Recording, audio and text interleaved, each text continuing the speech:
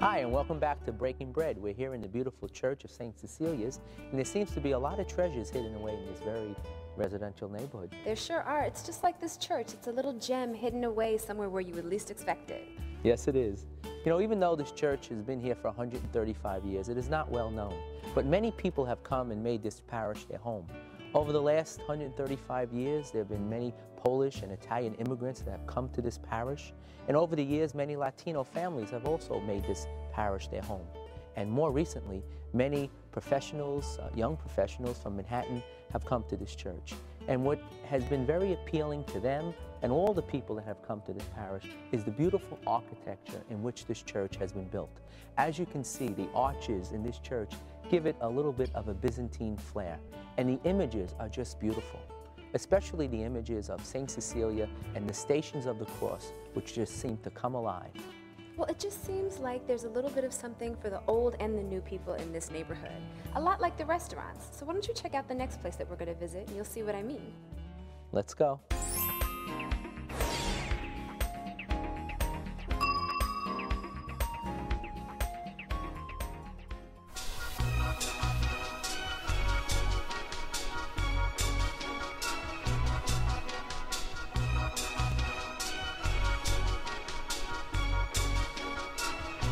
Welcome to DeStefanos Steakhouse, a place that's like a museum of Brooklyn history mixed with the feeling of stepping into someone's living room.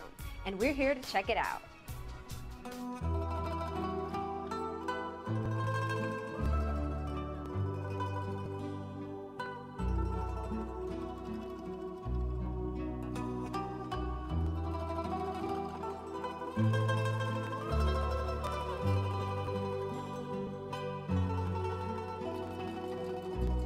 I'm here with Mr. Joe Danielas, owner of DeStefanos Steakhouse, named after his mother's family. So your family has very deep roots in this neighborhood. Why don't you give us some background? Well, my grandparents bought this home in 1919. They maintained the home all the way up until I took ownership in 1996. They began with a social club in the 20s. In the 30s and 40s, they had it as an ice cream parlor. It converted to a pool room, and then after the pool room, my uncles just kept it as sort of a family gathering place. And what made you want to open up a restaurant in your old neighborhood? My family's been in the neighborhood for a long time, and we dabbled in the food business. So this is DeStefanos Steakhouse. You're famous for your steaks. Do you have a steak style? Pretty much, it's grilled, it's oven. We have various cuts. We have a 28-day dry-aged meat. We have a signature ribeye, which we served over a sautéed fennel.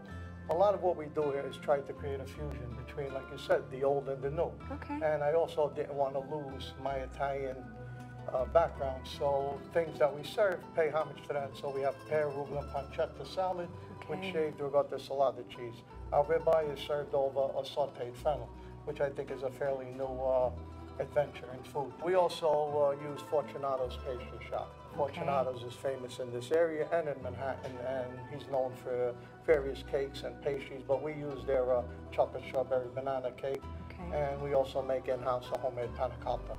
Nice. And we add a little amaretto to it with a hazelnut crunch on top. Okay. What are we making today?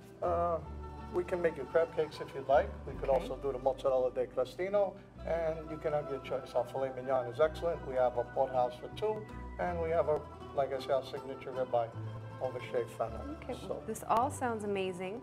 We don't have to decide now, but why don't we head to the kitchen and learn more, and we can decide then. That's fine. Okay, come on. So what's the first thing that we're going to see Chef Alex do? Chef Alex is right now, he's using clarified butter, which he'll use in most of his preparation for his sauteing.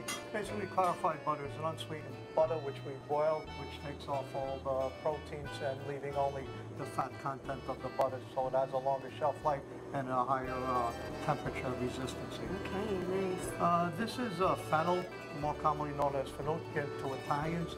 It's sort of similar to celery, but has a little anisette flavor, and we're going to be sauteing that as the base for the ribeye.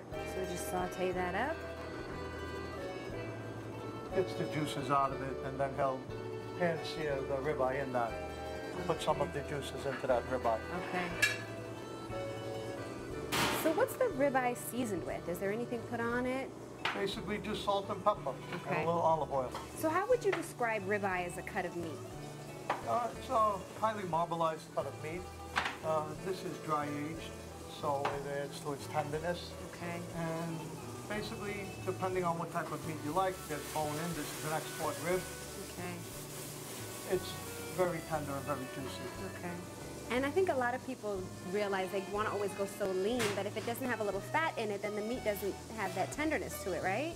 It does add to the juiciness. Right. It's also for the, I wouldn't say it's not as tender, Right. but the filet mignon is almost fatless. Wow, If I okay. can use that term. Okay. You know, it depends on the cut of meat. Some of the people like the marbleization and they like the taste of the fat a little Fat. more. Okay. So now the fennel is ready. The fennel's ready. Okay. He'll put that up onto the warmer to keep it warm. Okay. And then he'll sear, like I said, the ribeye into those juices. In the pan it goes. So filet mignon is known to be like one of the best cuts of meat, but why? It's the most tender part of the cow. We actually use butter knives to cut all our meat. It's one of my marketing things. We have no steak knives. No steak knives No at a steak steakhouse. My promise Gotta be is good that if meat. the butter knife doesn't cut it, the Right. whole meal's free.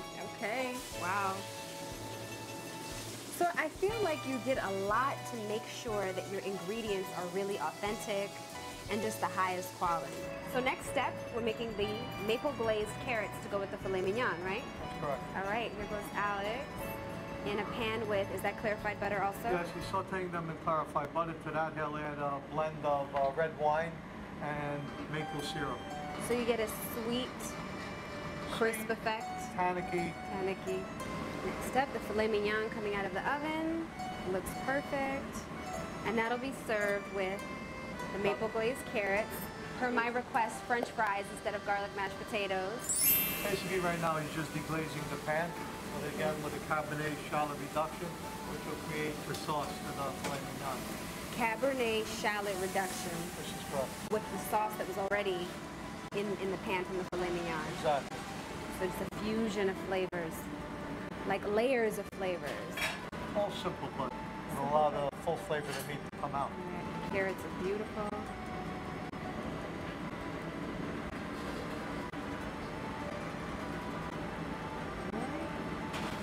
So now we're going to make the mozzarella, right? Yes.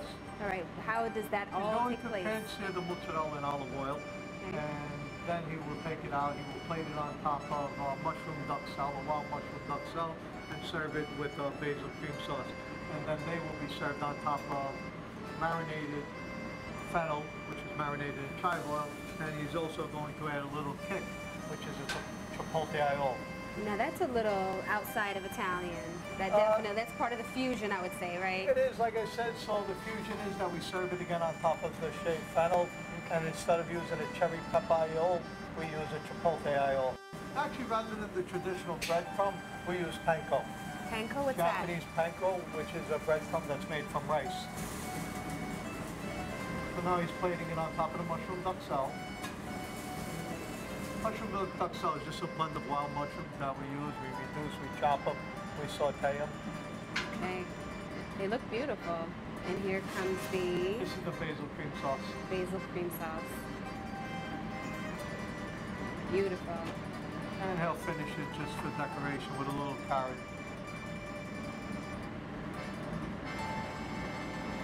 So next step, we're taking out Next the, up, he's removing the crab cakes from the oven. which smell amazing, by the way. Out of everything being prepared, for some reason, I can smell that the most. Served on top of the sauté fennel, right? Exactly, which is marinated in chive oil. Marinated in chive oil. And And now he'll then, add the chipotle aioli.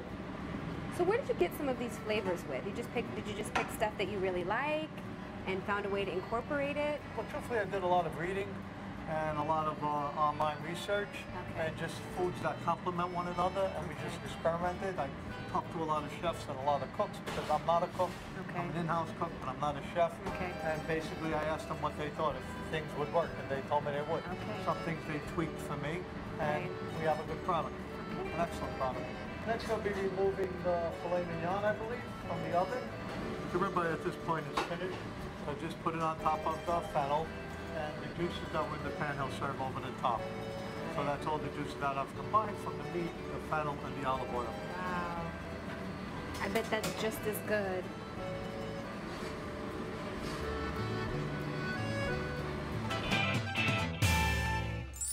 It's easy to see how you can come to DeStefanos Steakhouse and fall in love, because I think I have. And not only for this beautiful food that's in front of me, but for this family atmosphere and a taste of Brooklyn culture you just can't get anywhere else. So to make sure you come down, write down all the information on your screen, and we're going to break bread, and we'll be right back.